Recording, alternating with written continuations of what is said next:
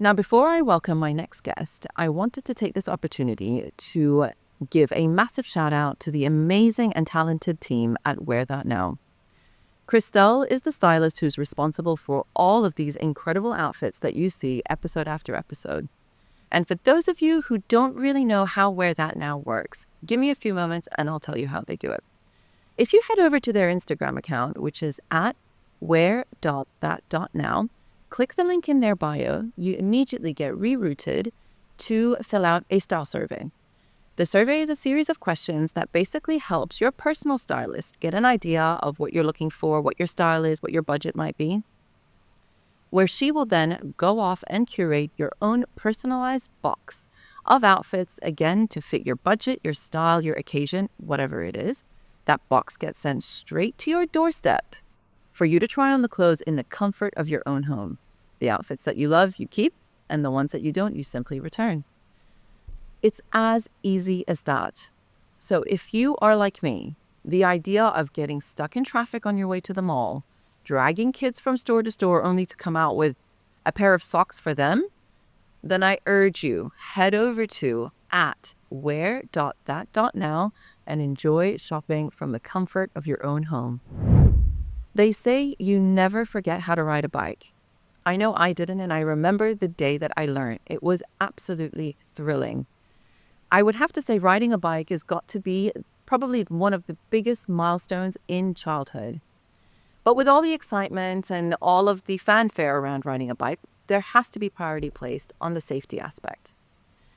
Which is why my next guest has made it her priority to get families and children outdoors riding bikes and doing it safely. She's paired up with the RTA for an incredible initiative called Go With The Floooow. She's also a mom of 2 and a children's book author. Barbra Koonin-Gierdink is here with me today to talk about her incredible initiative and how we can all get involved. I'm so excited to record this episode, and I'm sure you guys are going to love hearing all about it. So stay tuned. Barbra, thank you so much for being here. Welcome to They Say It Takes a Village.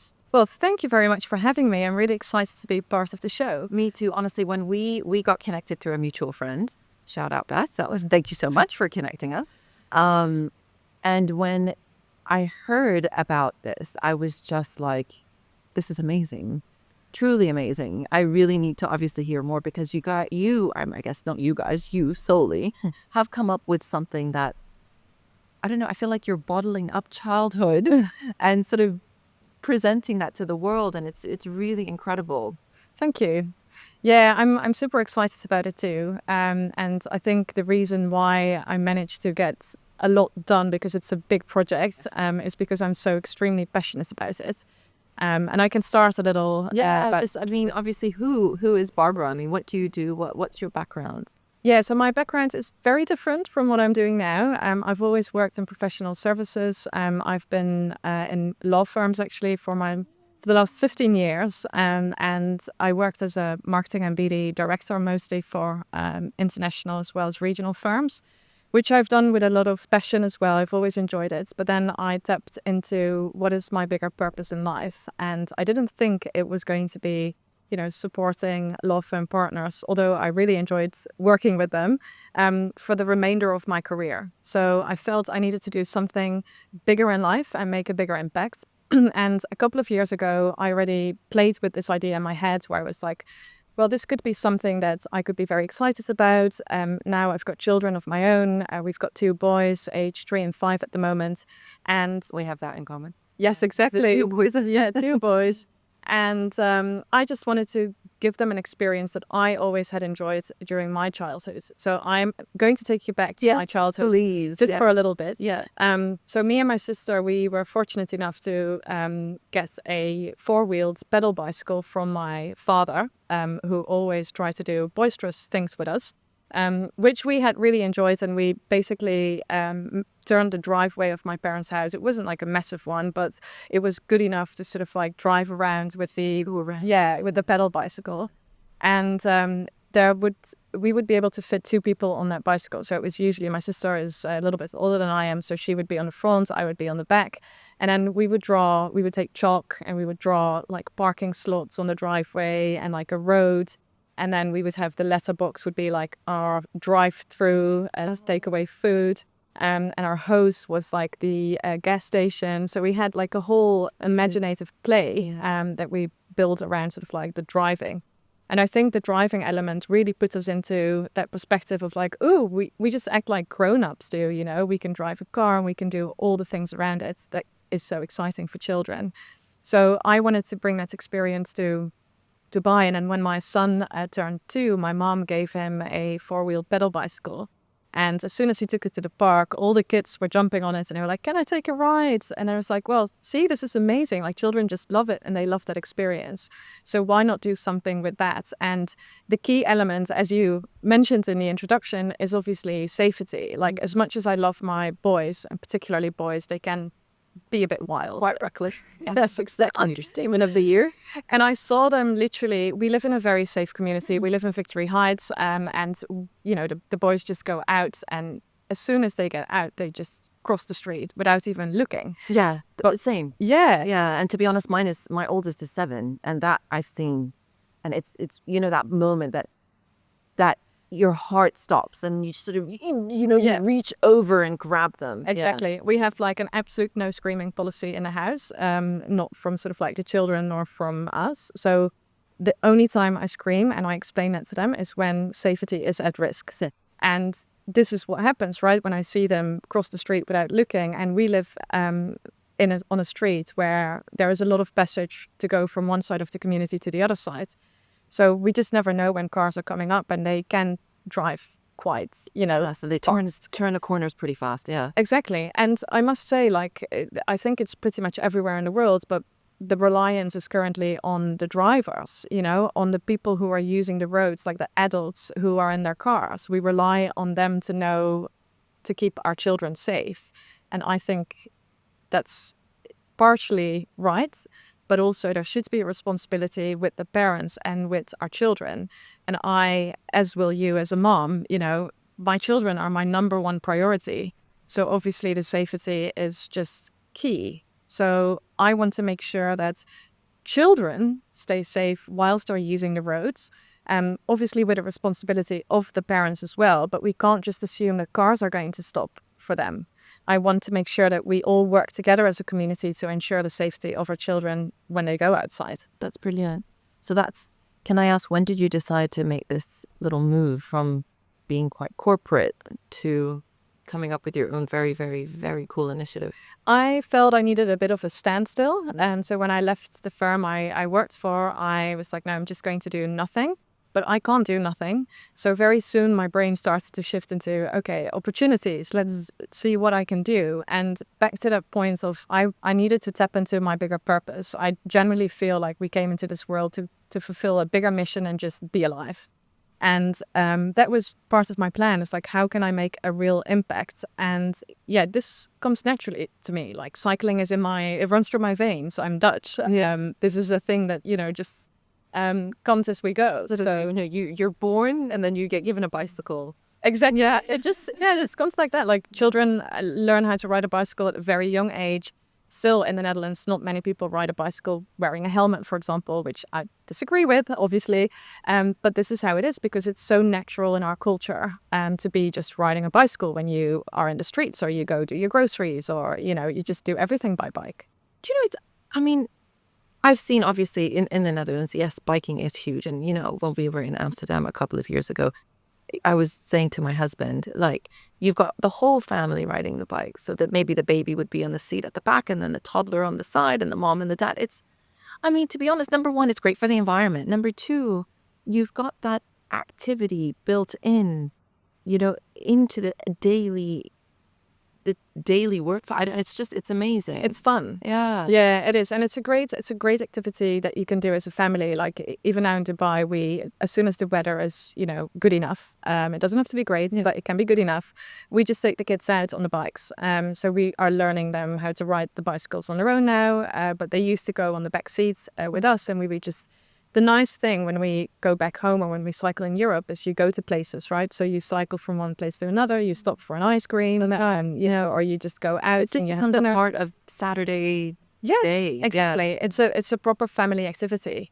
And I don't want to miss out on that here whilst we live here. And obviously the UAE is investing massively in cycling roads, and, they should be used not only for avid cyclists, like, riding a racing bicycle, but I think there is an opportunity to build this community of cyclists, particularly at a younger age, to feel super excited about it. But it comes with building comfort, For sure. Riding a bicycle is a skill. As you said it, like, you ride it once, you learn how to ride it once, and you can ride it for the rest of your life. Yeah. You never unlearn it. Yeah, it's true. You don't unlearn it. It's been a while since I've been on a bike, but I'm definitely keen to do it again.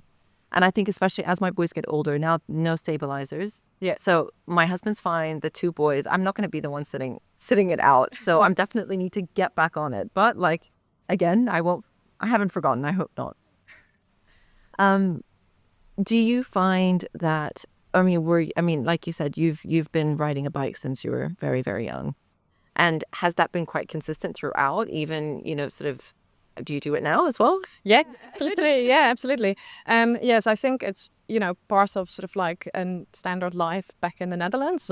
So we would ride a bicycle to the office if you could. If you live close enough, close would probably be within the radius of, say, an hour or maybe 1.5 hours. Through wind and, rain and everything else. We do it going grocery shopping. We hold an umbrella, phone, groceries all at the same time whilst balancing the bike. But when I came here, very soon I got a bicycle actually from one of my friends, and she had like an old racing bicycle. And I was like, oh, this is exciting. Yeah. And then we used to go around the canal. There was a nice sort of like cycling track. Yeah. And then very soon I took it to Medan. When I met my husband, he loved cycling, so he brought his bicycle, and then we sort of like went together. And now still, we've got a city bike that we use when we go with the kids, and we've got a racing bike to take to the track. So we go to Al Qudra, to Medan. Kite Beach has a nice track as well, so it's really enjoyable. Yeah. No, it's exciting. I really need to get back into it. But then obviously tell me about Go With The Floooow. How long has this been kind of in cooking for? Yeah, so it always starts with like an idea, right? Yes, of course. And I remember being in the car with my husband, and I'm sort of like gradually telling about it. And I always am a person full of a million ideas. So whenever I come up with another idea, the initial reaction usually from the people around me is like, oh, okay, great, another idea. And I'm gonna go ahead with this. Like, watch me, guys. Yeah, exactly. And not all of them, turn into reality, right? Because it's also a quite substantive project. So at the time I left it because my focus was on my job, and I felt like this was too far away removed from what I was actually doing to be able to take it on simultaneously. And then when I decided to leave my role and to take on a very different career and just generally try to come up with things that I would really enjoy doing, be more entrepreneurial, spend more time with my children, which, is very important. I don't want to cut you off. It's No, so it's funny. okay. I say this all the time. There's a lot of incredible women that sit in your chair. The majority of them who are entrepreneurs. The majority of them have made the jump from whatever they were doing in a corporate setting when kids came along. And then there was that need for a higher purpose. And then obviously they jumped into something very entrepreneurial, which became something massive and a massive part of their lives. It's just so funny that, I would say the same thing about the podcast. Yeah. I am still working in a, corporate field. I do, that's why sometimes it gets a bit too much. But there is that need to do something else and be able to spend more time with my children. Yeah. And benefit the society in a way. I don't know. Yeah, It's exactly. so funny that you say that. It's a very not strange, but incredible thing that I've noticed. Yeah. No, I would definitely agree with you. And I made quite significant career progress just as I actually fell pregnant. It came all together, and I do think that having children has helped me to to get through that process and to see things actually a little bit more professional and in the right perspective as well, and work, and lead with a lot more empathy, which I think is very useful in those roles. Definitely. But as I decided to sort of like leave that job and that career, I felt, yeah, no, I can do this. This has always been in my mind. I wanted to work for myself. I wanted to run my own business, build something that could make a big impact. And I do feel this is it. I do feel this is one of the things that is going to make a huge impact on children across the UAE and their parents, obviously. So, and something very, very close to my heart. I can see. There is a lot of passion. You even wrote a book about it. Yes. When did this come about?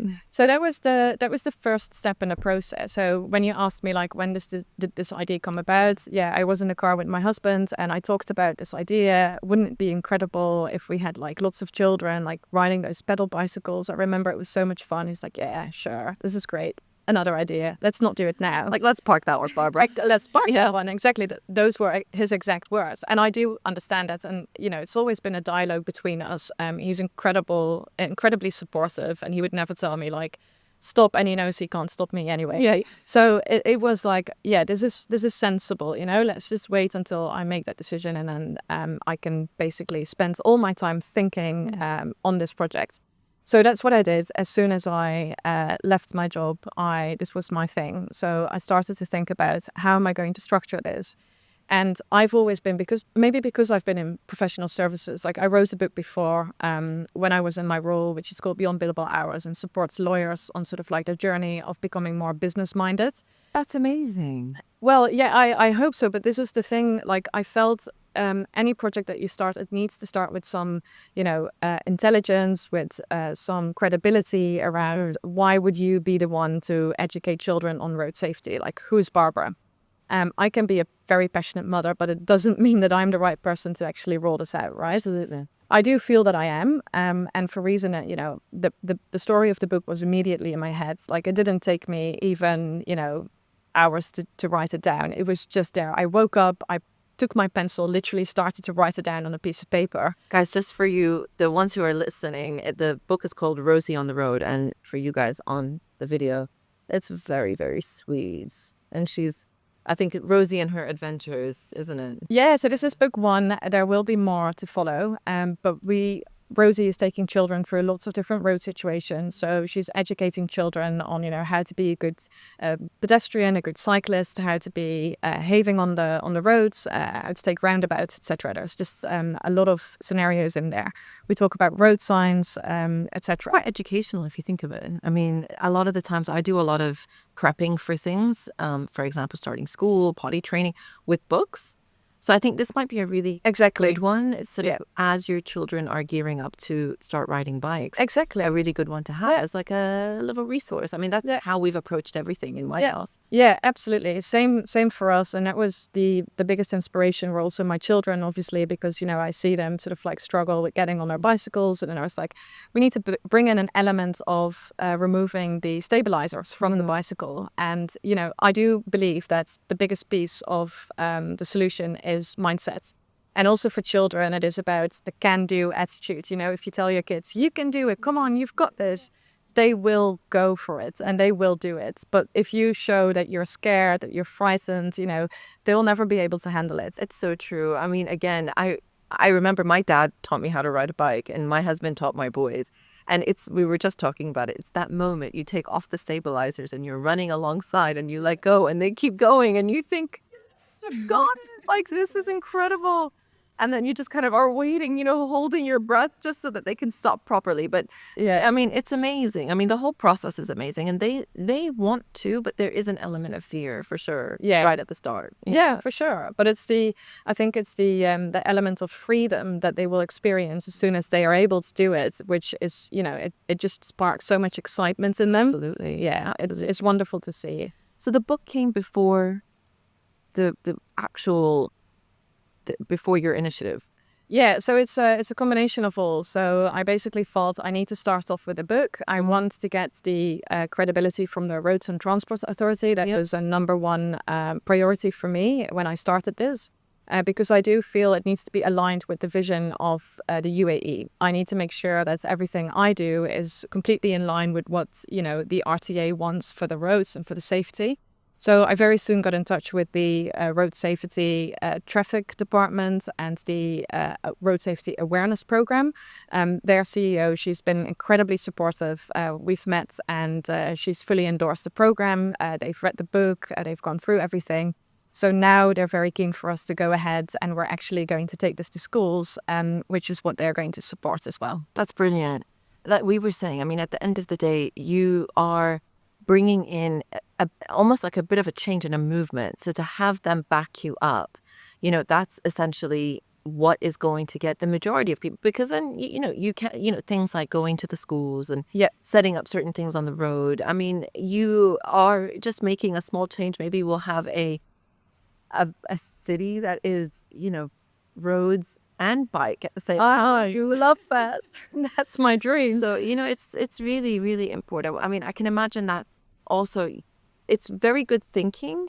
I love the fact that you went, before sort of moving ahead with everything, you went to legitimize it right from the start. And I think that that's going to prove to be very successful, I think, coming up. Well, it is a sensitive topic at the end of the day, right? It touches on our children and their safety. So we need to make sure that we do it in the right way. And there's lots of lessons, thankfully, that we can learn from other countries that have, developed similar programs already in the past.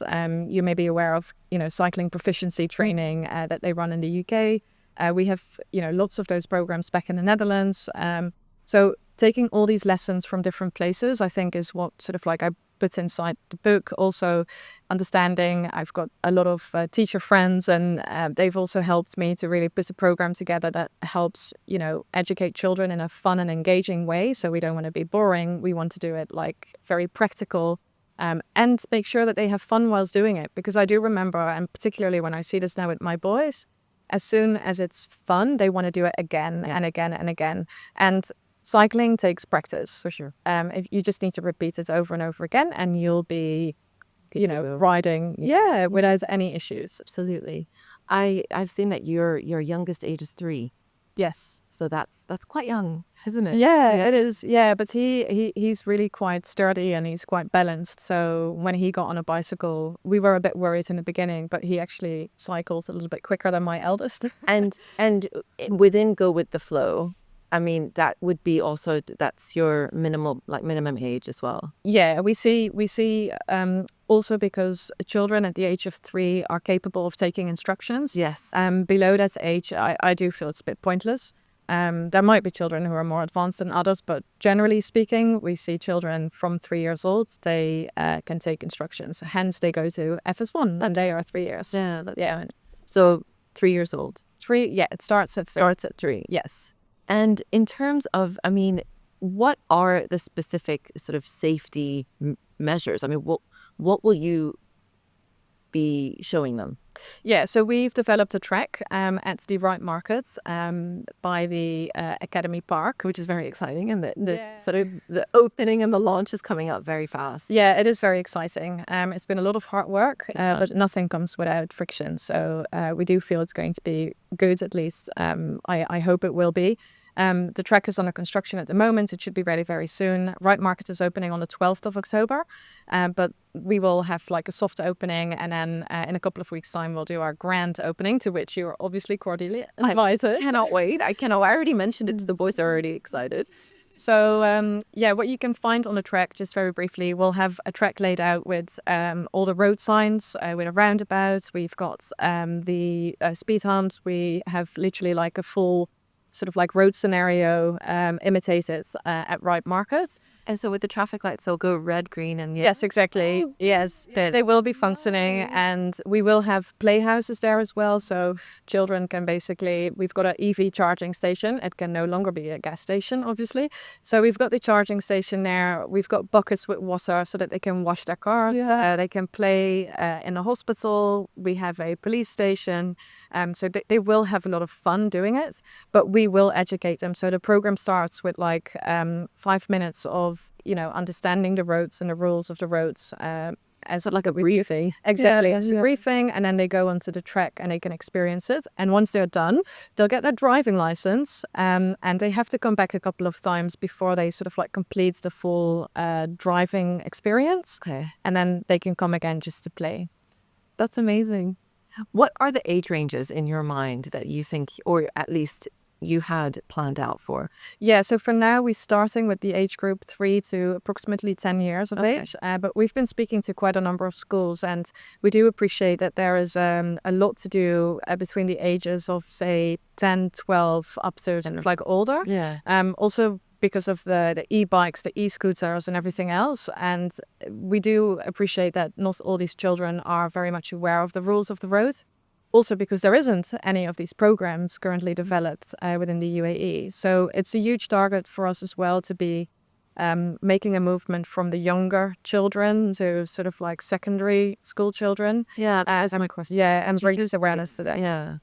Because now it's true. There isn't really much. I mean, there's nothing out there. No, no, For the nothing e-bike consistent. scooters and things. No, exactly. Yeah. So that's why we do feel so strongly in developing this. And, you know, around it, I think we need to create a true sort of like cycling community, because it doesn't stop with just, you know, riding your bicycle to grab, you know, some milk from the grocery shop. But we want to really instill the spirit of cycling within children and making sure that they see the fun of it, but also that it can be a really interesting sport. Absolutely. And I think, look, to be honest, I feel like now we're in a world, especially if I know the UAE is their dedication for sustainability is massive. Yeah. So I think this is perfectly in line with that as well. Yeah. You know, it's sort of, you're just sort of ticking all boxes at this point. When you're starting at 3, let's say, they're going to carry that with them all the way. So Yeah. it's brilliant. Engaging in healthy activity. And I think I want my kids out of the house, but not as in I don't want them around me. You want want to be outside. Exactly. Outside. You know, Yes. getting the fresh air. Yeah. And it's just definitely something. I mean, we talked a little bit now just about summertime. Yeah. And I think at that point, maybe summertime's probably the only time that you might have to take a break, but then maybe we can still be active, and we're actually looking to develop a bigger space which is going to be indoor. So the right market I think is a perfect location for us as a starting point. So we hope to attract and introduce people to, you know, the beauty of cycling. We will be taking children on 4-wheeled pedal bicycles, so it's safe. We will be providing helmets. We've got people, staff on the team who are first aid trained, so in case of any issues. But it should be all, you know, in a very safe environment. That's the whole purpose of it, obviously. But what we want to do ultimately is to develop a bigger center, a space where children can properly learn how to ride a bicycle without their stabilizers, to build like cycling training camps, but do this in an indoor space. So it can be used during the summer. Kids can let go of their energy. And it's obviously only healthy for them to be so active. So that's what we want to stimulate. Yeah, that would be really good, because I mean, at the end of the day, when temperatures are quite high, you know, it's either, I mean, we used to do things very, very early in the morning. Yeah. But again, it's still quite hot. But to have that aspect of it, and you take it indoors a little. Yeah. I mean, I would imagine that would be a massive space, wouldn't it be? Yeah, we need quite a big floor surface. Yeah. Definitely.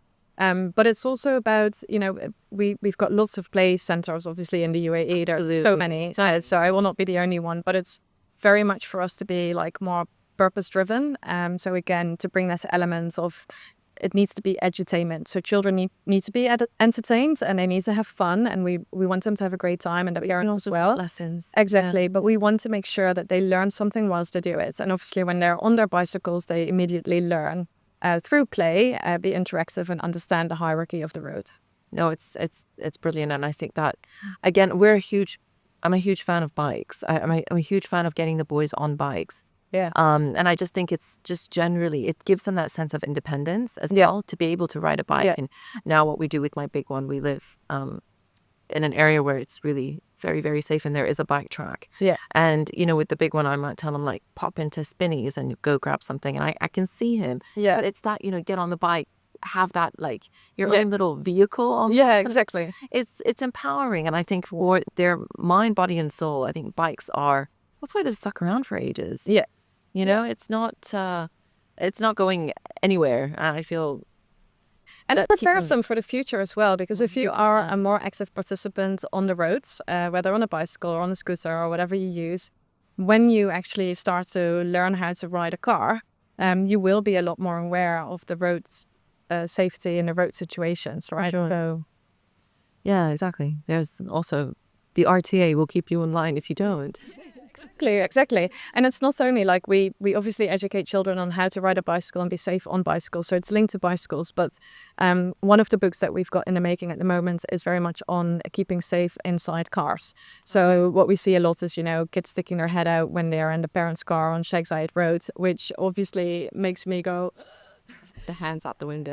exactly. And I'm like, yes. Or not even wearing a seatbelt. These are really simple things. And it's the one thing I cannot compromise on, even if it's just a very short journey from, my house to the supermarket, for example. They wear their seatbelts. I know what the impact is. Yeah. If they wouldn't and an accident were to happen. And I wish that we all would take that approach. Like, I just can't believe why people don't do it. It's just beyond me. They still don't wear seatbelts. Oh, I see so many children. Parents just chuck them in the car. They just go sit. They fly around in the back seat. They climb on the middle console. So many situations where you go like, oh no, I hope this is going okay. When I was little, I had a car accident. So Oh no. yeah, and I was wearing a seatbelt, but despite that, but there is this paranoid. I mean, for me, I'm sure it's some sort of residual trauma, but the idea of literally, as you said, I don't actually move the car from the parking, Yeah. unless I can hear all the clicks. Yeah. And Exactly. I obviously click in my 3-year-old. Yeah. So it's just, so that's bizarre in this day and age that seatbelts are still an option as opposed to mandatory. Yeah. Still very much, at least from what I see happen around me. Yeah, which is shocking. And it's why even me, I don't drive without a seatbelt. No, exactly. But sometimes children will be taken by their nannies. They will go to a play area. They get into a taxi with other people or get into other people's car. Oh, the taxis, yeah. But I want my children to know, like, this is instilled in their mind. We cannot leave the driveway without having my seatbelt on. Absolutely. So they will also tell other people like, oh, hold on, I need to put my seatbelt on. They've literally done that to, some of my friends. So I feel this is where we need to get to as parents, is to put that responsibility to some extent also with our children, just to instill them with like, this is how you keep yourself safe. 100%. What can parents expect? So let's say right market coming up very, very quickly. Yeah. How are you going to, number one, manage the crowd? I feel like when you've got something as, honestly, it seems like an incredible space that you've taken up as well. And I saw a few sort of sneak peek into what you're creating. Yeah.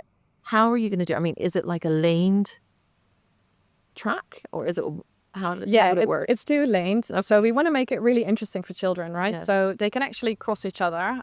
So they go. Oh, it's a 2-way. Yeah, they can overtake, and it's a 2-way street. We do display obviously the rules very clearly. So that's what before they start. When you come to Right Market, parents will have to book a slot at the registration desk because we have the educational aspect, which is really important for us. It's not just go off on your bicycle and have fun. No, because that's going to be really unsafe. So we want to make sure that they understand the rules of the road, and we've got staff walking around to actually tell them like, no, you can't do that. You can't leave your car here. You can't ride on the grass. You can't, we want children to really understand like, no, you've got to stay on the track. This is what it is. This is how you need to behave. If you see a stop sign, you've got to stop. If we don't see you stop, then you're at the bike. Well, yeah, at least, this is why we have this driving license. So for every sort of like successful round that they took with us, they get a P on their license. So they are practicing.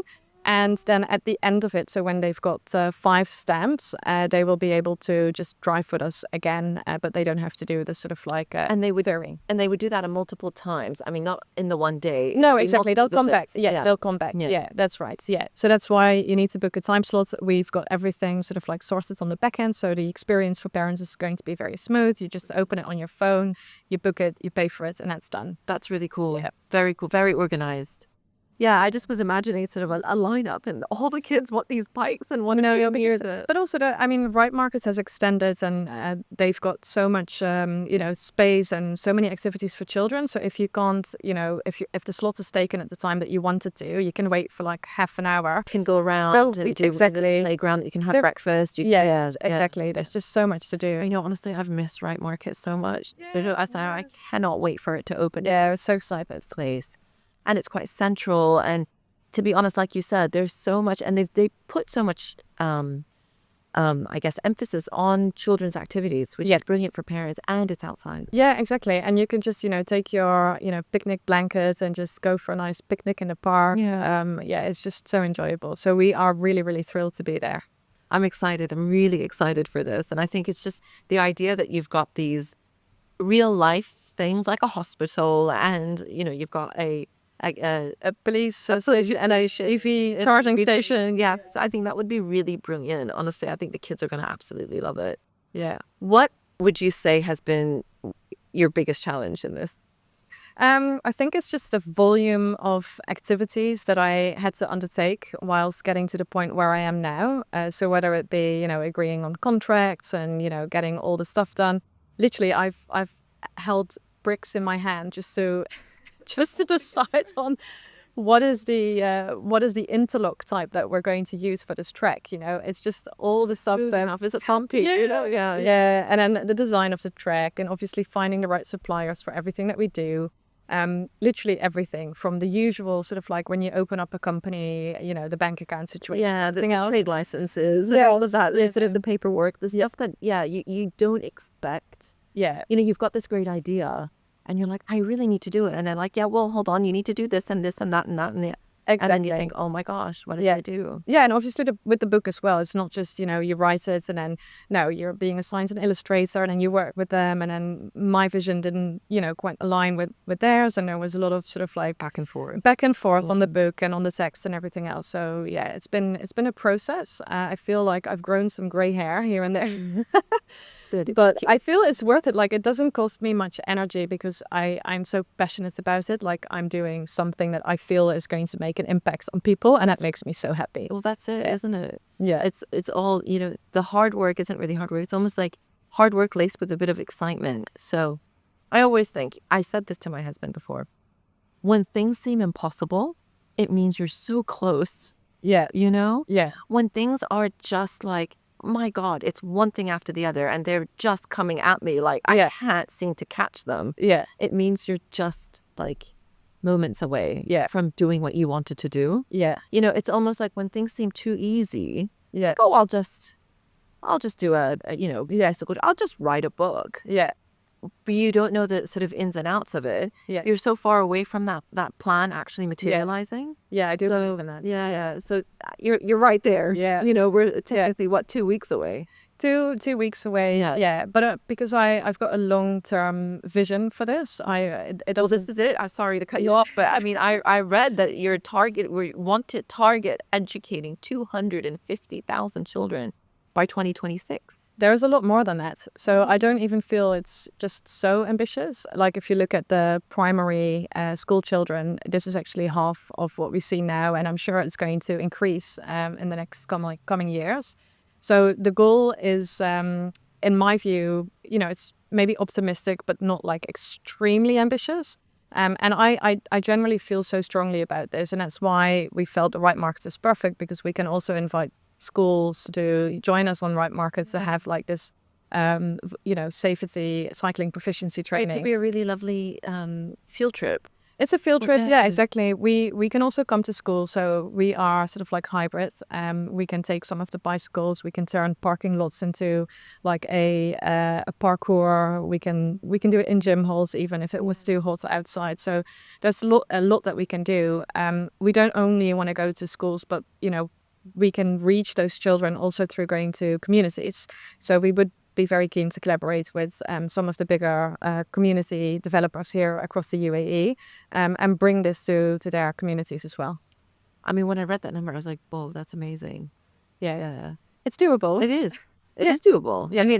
I mean, I feel like you come off as somebody who's definitely not going to take no for an answer. And it's just, whether you like it or not, it's going to happen. Yeah. And that's brilliant, because at the end of the day, like you said, there is educational aspect of something that's going to give them so much joy in the meantime. So. Yeah, exactly. And the impact you make it when you do it at bigger scale is my feeling about this. So if I were to just only go with the kids who would be visiting Right Markets, I might get, quite a nice number, but it's not about that. It's really about making sure that I can reach as many children as possible to increase the level of safety when they go on the roads. Well, you'll definitely have to speak to my kids' school because they would love that. Yeah, very keen to. Yeah, very, very exciting. What do you think so far? I mean, I know it hasn't sort of opened up just yet, but so far, what has been the most rewarding? I think it's actually also seeing my children engage with it. So obviously the purpose for me is much bigger than, just beyond my family, of course. But I've been very satisfied for the first time in my career, I would say, that I feel a sense of like proud in a way. Like you've done this literally from an idea. Yeah, from an idea. Handedly. Yeah, exactly. And I read the books to my kids and they're very much engaged with it and they love it. And where I was expecting like, oh, mommy, not again, or because I've tried it out on them a couple of times. But they seem to be so supportive. And, when the bikes came, we obviously put one together, we assembled it and they wanted to get on it straight away. And, they understand the concept and now they start to call out the name like, mommy, are we going to Bright Market again this weekend? Because when the workers are there, we bring them, we bring them drinks and food and everything. And the boys come along and they're like, let's go With The Floooow, mama, yeah? And then, it's just, it's heartwarming to see them engage on it as well. And I can see that they are proud, although they're very small. And that makes me incredibly happy. Of course. And a lot of the times I feel like that gives you such sort of a feeling of gratitude because they now know what mommy's been doing. And, if you had, worked a bit late or whatever it might be. So true. Like I could spend what I was doing. Yeah. I could spend hours and hours in the office. I hardly made it back to their bedtime when I was sort of like in my corporate life. And they don't see what I do. So for them, it's like, oh, mommy is gone. You must be like the coolest mom ever. I mean, they must lay you.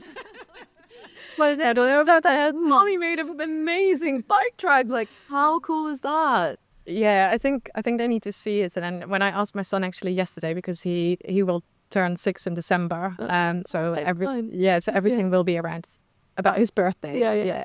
And I asked him like, where do you want to do your birthday party? And he's like, at your track, mama. I'm going to show all my friends. I'm like, oh, that's really cute. That's brilliant. Yeah, you can also go somewhere else. I would understand that. And he's like, no, this is so cool. I might do the same. Mine's in December too. Amazing. So that's I'm going to come and knock on your door. Like, do you want to host 15 kids? Yeah, absolutely. It would be our pleasure. Yeah, that's what we're all for. No, that's brilliant. Yeah. Honestly, I always find that level of feeling fulfilled in what you're doing. There's this, an extra layer comes from sharing it with your family and your family actually seeing it. Yeah. It's the same. Like the kids had come down here and they thought, oh, wow. Or they went to the baby expo and they saw me speak and they think, oh, that was what she's. Yeah, exactly. Yeah. So it's exciting. And that's where the passion is. And the fact is, that's what's going to drive you. And I find a lot of the time in entrepreneurship, the positive feedback loop is not. It's sort of few and far between. Yeah. You kind of are waiting for that reassurance that you are on the right track. Yeah. No pun intended. But when you get that, you must hold on to it and, really celebrate it because you are a full-fledged entrepreneur and now you're sort of testing out the water. So it's exciting. Yeah, it is very exciting. Yeah. What do you think now? Let's say, for example, I want to take my kids out on a bike. What do you think is mostly lacking at the moment around us that is something that you want to change? Okay, first of all, leave your phone behind. Yeah. I know we're very keen to take photographs and film them and whatever they do and wherever they go, but there's no time for that. Yeah. If it goes, if we talk about safety, then we need to be the first ones to show them, lead by example. What does safety look like? It doesn't look like watching your phone or trying to record them whilst they're on their way. I have done sort of like a lot around consistency. So I feel as soon as my kids, they leave the door, the number one thing I do is repeat, like say 3 things with them. So one would always be like, make sure you are safe. So watch where you go. If you fall, don't panic. And the third one is always be kind to others. So whenever you are using the road, for example, and someone is in your way, just don't try to like overtake or bump into them, but just be kind to others. And the obvious one around sort of like, don't panic when you fall, you know, it's going to happen, you know, especially we've got boys, so surely it's going to happen. But it's about the repetition of those messages, I think, is what really helps them to remind things and to really know that once they go out of the store, they put their helmets on and they go on their bicycles, they know these 3 things. So by the time they reach the street from the driveway, both of them stop. I now do not need to worry anymore that they're just going to cross the street. I've literally repeated this over and like a military expert, you know, yes, exactly. But this is how, you know, a child's brain operates. It's like it needs to be repeated, those messages. Yeah. Yes, and they'll know, okay, no, that I can't do this. So every time, even if they go ahead of me, I know they're going to stop. There is obviously the brake situation scenario. It's like, yeah, I can't find my brakes anymore. And you're like looking like, brake! Exactly, yeah. So, you know, that occasionally happens, but it's gone okay so far. But I would say to parents, like, repeat those messages. You can't say them enough. And interestingly, we do this all the time when we take children to the pool, right? We don't just let them go swim without their floaties if they can't swim. And if they go into the pool, be careful, like make sure that you take a breath, come out, etc. No running around the pool. Yeah, exactly. And how often have we said that? And it's exactly the same on the roads. Or even when they go to a park where it looks safe, there are still other children using the same path as well. So yeah, repeating those messages. That's actually really good because it's true. You know, the more they repeat it, the more it's gonna, and actually going after a while, it's like, okay, mom heard it, but like, no, keep going and say it after. These were the same 3 rules that my dad taught me when I was young. What were they again? And so they are stuck in my head. Keep yourself safe. Okay. Always look out for yourself and for your sister in my case, or your brother in my children's case. Make sure that you're kind to the people that you see on the road. So greet them, say hello, but also don't bump into people unnecessarily. And don't panic when something happens. Yeah. And that's the key thing I think my dad has always pushed us on. Like, even if, you know, you lose me and my mom in like a busy situation with lots of people in a crowded place, for example, don't panic, but think. Yeah. I see the boys when they fall off their bikes. They do panic a little. Yes, they do. Because it is a bit scary. Yeah. But it's true. If you just say, don't panic, it's going to be fine. Yeah. You know, they kind of can pick themselves up, find out if they're actually, you know, hurt or it's just a little bit of a scrape. But yeah, that's a good one. Yeah. And usually children are very resilient, you know, they will fall down, they'll get up again, and they'll just take off on their bikes. That's true. Yeah. It's bizarre how they bounce back. It's so bizarre. I've never seen anything like that. Whereas if I fall down with my bike, I will likely break, you know, an ankle and even my wrist. Or at this point, approaching 40, I don't even want to test that theory at this point. If you had, let's say, 3 key pieces of advice for parents who are listening to this and are, let's say they've got like a 2-year-old at home and they're keen to get them on bikes. Aside from coming to Go With The Floooow, what would you say to them to encourage their kids, I guess, to get them out there and on bikes? Read the book, Number 1, little self-promotion, but I wrote it with that purpose, again, is to make sure that children will experience it through reading and seeing that in front of them. Use and start with like the balancing bicycles, because riding a bicycle is all about keeping a balance. So if you go for a 2-wheeled bicycle, then the balance bicycles are very safe to use. And as I said with my other sort of like piece of advice around safety, is making sure that your children do not panic. And this starts with you. So as I know it's incredibly difficult, and I also go like, I hold my breath when I see my boys sort of like, I see it go wrong. I leave them just all to it. And then one goes in the bushes and the other one goes on the right. Because you don't, honestly, if you yell out to them, you're kind of distracting them. Exactly. And it's worse. So the fall might be worse because they're not watching where they're going. So keep your calm. It will all be, trust it's going to be okay. Kids are resilient. And riding a bicycle, quite frankly, is just a matter of, you know, going, falling down, getting up, going again, and it will happen a couple of times. Kind of like life, isn't it? It is like life. And now, you know, as an adult, how likely is it that you would fall off your bike? I mean, those accidents are really quite rare. That's right. In line with the UAE, broader vision, how do you find that sort of goes in line with Go With The Flow?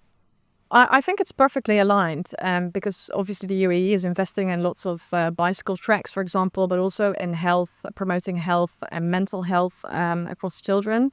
Now, I know a huge issue across children in the UAE is obesity, and just getting children active and instilling that lifestyle. It's not just about, riding a bicycle. For me, it's a bigger picture of, the experience that you and I had when we were children and we were able to get out on the streets and just enjoy the outdoors, Whereas I see a lot of children take to their iPads and computers and screens. Yeah, get them off the screens. There's video games. And Yeah. I mean, if you ride a bike, I mean, you've got that beautiful sunlight. You've got And the many things they see, like when I see my son, he literally takes his bike, he goes to the park, he will stop, he will just kneel down, look at the grassy area, and he will find like creatures. I don't want him to take them back in the house, but it's one of the things he loves. He doesn't get that from a screen, and he basically educates himself on, he might look them up later, like what is this type of ant or cockroach or whatever he finds. He finds it fascinating, and that's the type of experience that children get with being outside, is experiencing life. I feel like now more than ever, like you said, we've got the constant distraction of a screen. Yeah. Whether it's an iPad, whether it's a game, whether it's video games, I don't know what is going on. But I mean, we all know, digital, we've got phones in our pockets. I mean, we are completely addicted. Yes. And at this point, the fact that this can be done not just on a child level, I mean, it's as a whole family. Yeah. You're kind of forcing us to kind of get out, put the screen down. Yeah. And enjoy that time. If an hour, 2 hours, the whole day, it doesn't matter. Exactly. But you're getting that number that, and I've read somewhere that especially when it comes to boys, and I'm not saying it, but I have boys, so I read a lot about them. But a lot of the parenting comes from doing things that are movement based. Yeah. So, if you are trying to have a conversation about a certain subject, yeah. If I was, again, I'm only speaking from my own personal point. If I was to sit my son down, look me eye to eye, and let's have a conversation together, he'll be distracted. He'll get up, he'll stand on the chair, he'll try to wobble the table. Yeah. But if for example, I do a lot of my parenting in the car. Yeah. It's not like riding a bike, but there are things moving. Yeah.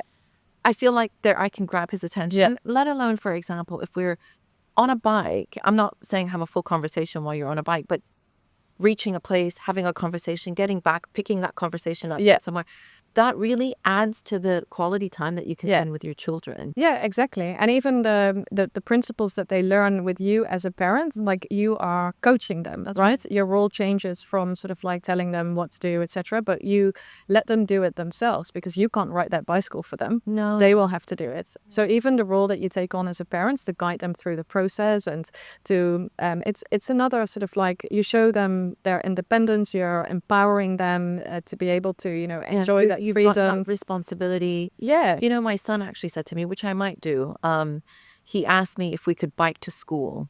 So where we live and school is about a 10-minute car drive. Yeah.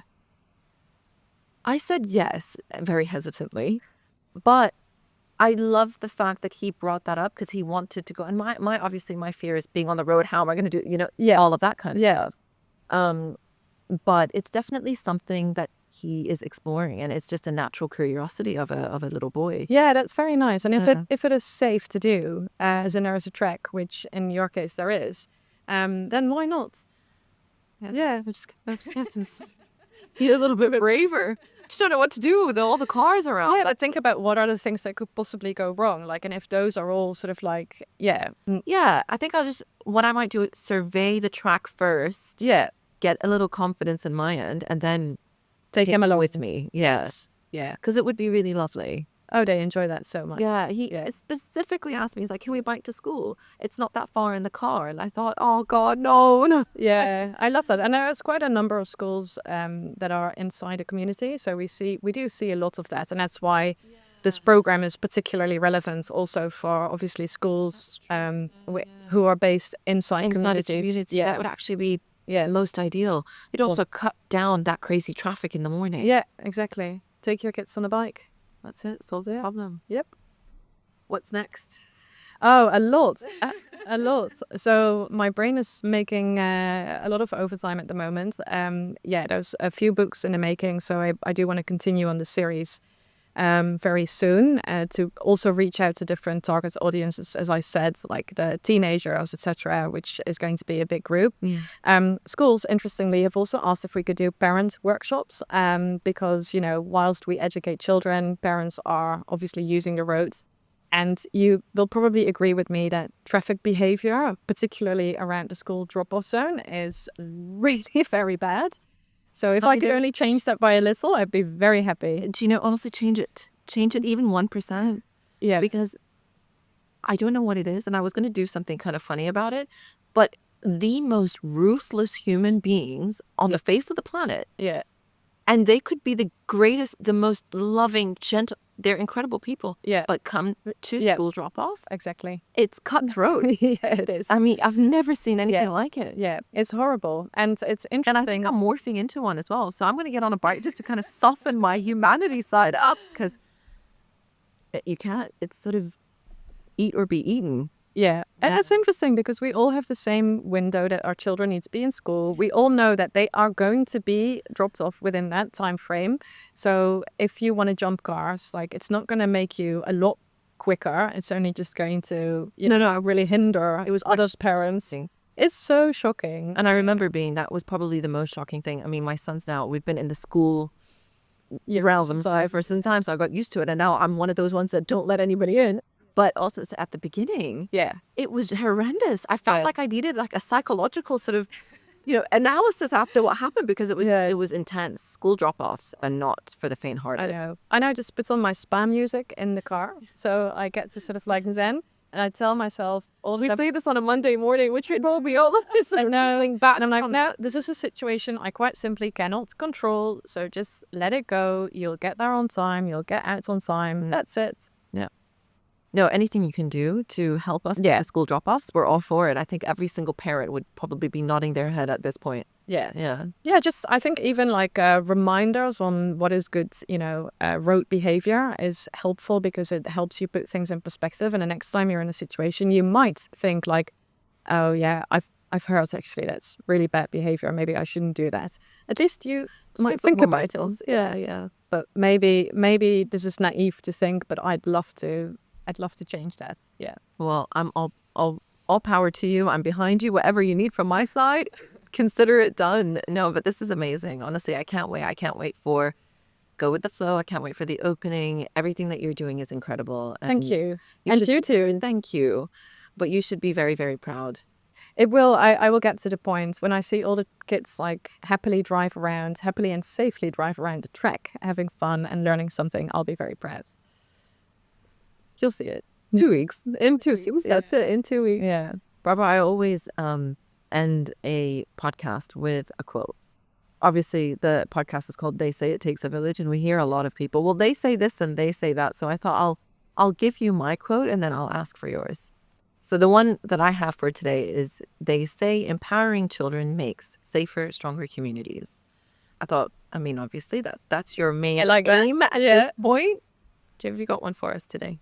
Yeah, so there's one by Albert Einstein, actually, which goes like, life is actually like riding a bicycle. In order to keep a balance, you have to move forward. I love it. Yeah, perfectly on point.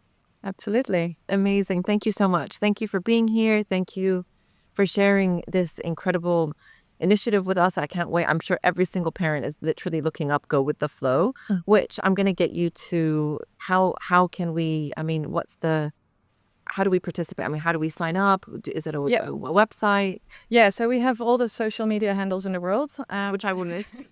I will list them all. I feel we have on the show notes. But the website will have a link where you can also register your email address for news and updates. So that's where we will sharing like discounts and stuff.